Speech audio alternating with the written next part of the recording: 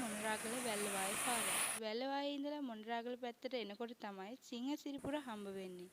සිංහසිරිපුර පාරට හැරිලා කිලෝමීටර් 1ක් විතර ප්‍රශ්නයක් නැතුව යන්න පුළුවන්.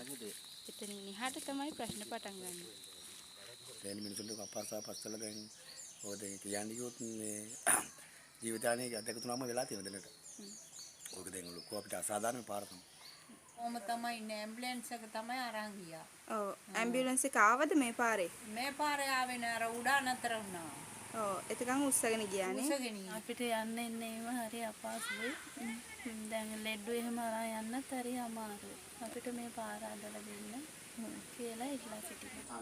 අක්කර 4 යනකම් තියෙන පාරනේ. අතනින් අවසන් වෙනෝනේ මහ පාරේ.